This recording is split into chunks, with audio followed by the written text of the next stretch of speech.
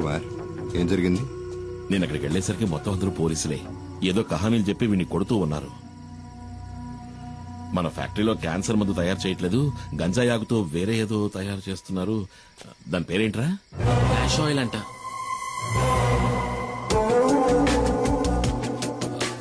కాదు, క్యాన్సర్ కి మందే నేను చెప్పాను, కానీ ఎవరు నమ్మలేదు. మొత్తం అందరినీ చితకబాది వీడిని అక్కడి నుంచి తీసుకొచ్చాను. ఏమైనా తప్పు చేశానా? లేదు, నువ్వు వెళ్ళు, నేను చూసుకుంటాను. రారా.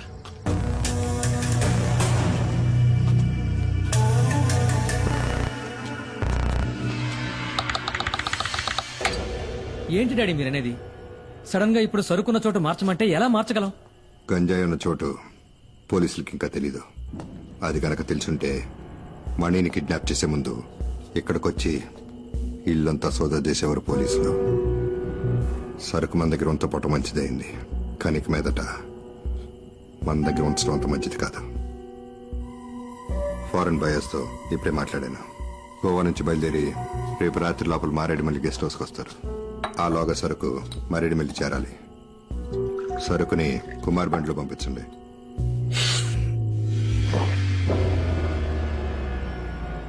సరుకుతోనూ వెళ్ళొద్దు. మనలో ఎవడో ఒకడో మాడుతున్నట్టు అనిపిస్తుంది.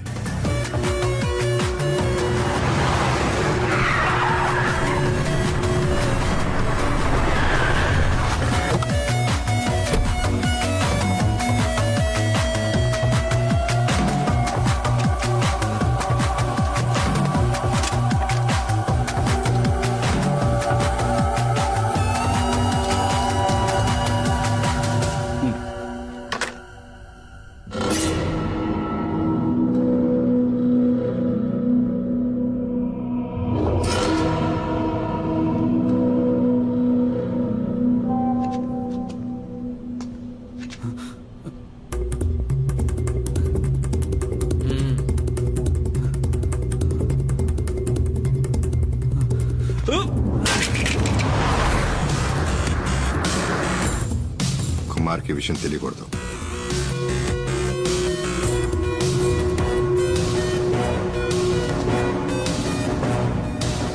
నీకు చివరి అవకాశం ఇస్తున్నా. ఆ వీడియో ఎవరికి పంపావో చెప్పు.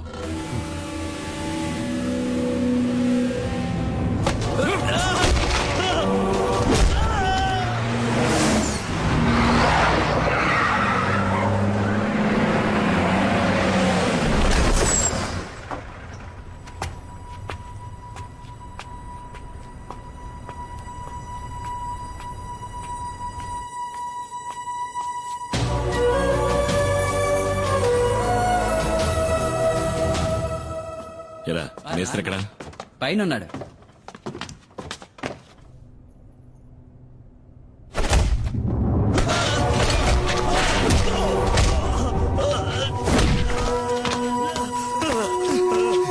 రే శివ, ఏంట్రా ఇది? ద్రోహం, నమ్మక ద్రోహం చేసిన వాడిని ఎప్పటికీ క్షమించకూడదు. ఏం ద్రోహం? వీడు నా ఫ్రెండ్ రా. నువ్వే అడిగి చూడు, వాడు తీసిన వీడియోని ఎవరికి పంపించాడో. చెప్పండ్రా.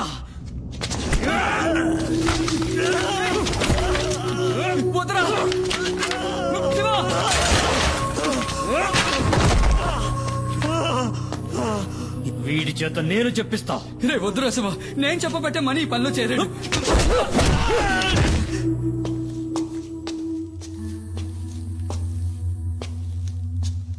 రా కుమార్, కూర్చో. లారీని గొడవంలోకి తీసుకొచ్చేసాను. కుమార్, నీ లారీలో ఆయుర్వేద మందులున్న ప్యాకెట్లని లోడ్ చేస్తారు. వాటిని మంగళాపురం చేర్చాలి. అక్కడ మన వాళ్ళు ఉంటారు. ఇది ప్రోడక్ట్ యొక్క డీటెయిల్స్, ఇది సేల్స్ పేపర్. ఈ 2 చెక్ పోస్టులు చూపిస్తే చాలు. ఓహో. శివ మనలోనే ఒక డబుల్ గేమ్ ఆడుతున్నాడని అనుమానం. శివ వాణ్ణి విచారిస్తున్నాడు. వచ్చేస్తాడు.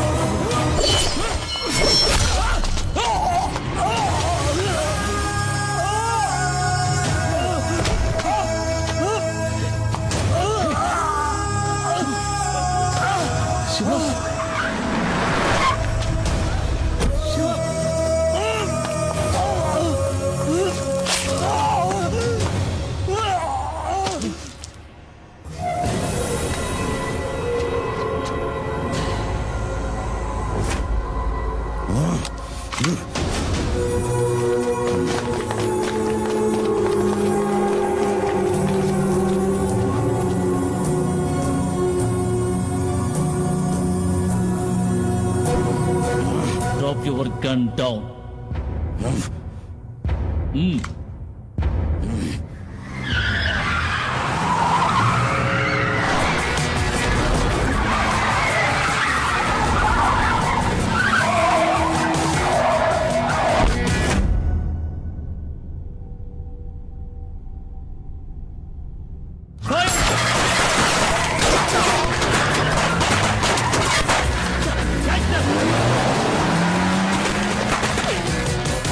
కుమార్, సార్ నేను ఇదంతా నేను చూసుకుంటాను. నువ్వు వెంటనే పులియూరుకు పో.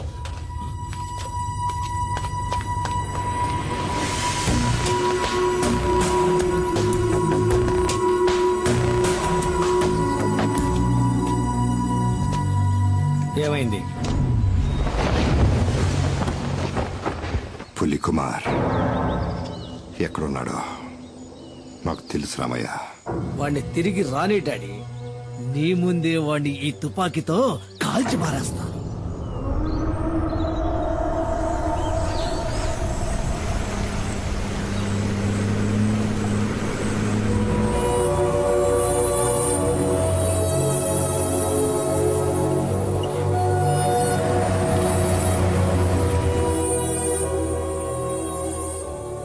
కుమార్,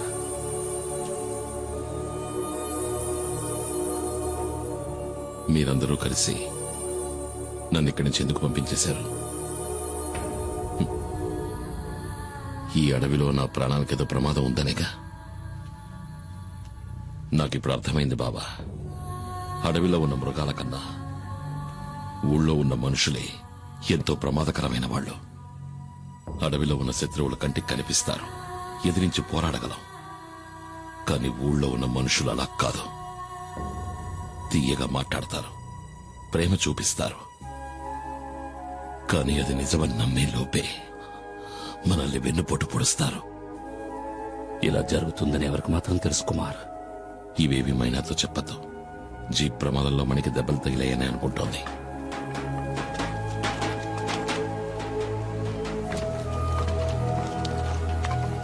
ఏంటయ్యా కుమార్, ఎన్నాళ్ళు నువ్వేమైపోయావు?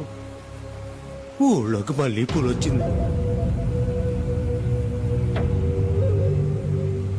ఈ నెల రోజుల్లో 7 మందిని చంపేసింది ఆ పెద్ద పులి.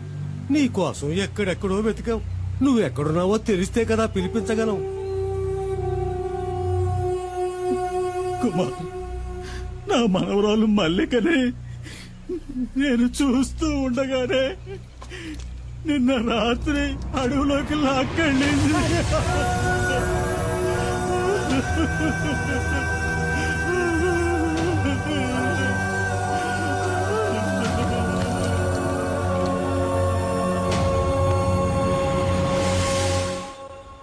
కుమార్, నీకు కావాలనే చెప్పలేదురా.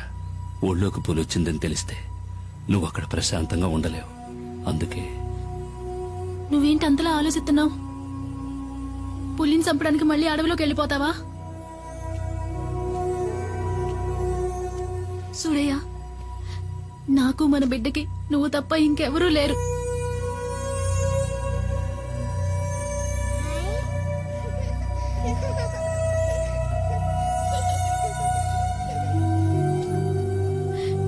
నా మాటేనయ్యా. నీకు మనసులా వచ్చింది ఇలా మాట్లాడటానికి? మన చిన్ని తోటిదేగా ఆ పెద్ద ఆయన మనవరాలు కూడా. అదే మన చిన్నికి ఏదైనా జరిగితే నువ్వు ఇలా మాట్లాడతావా? లేదు, నేను ఒప్పుకోను.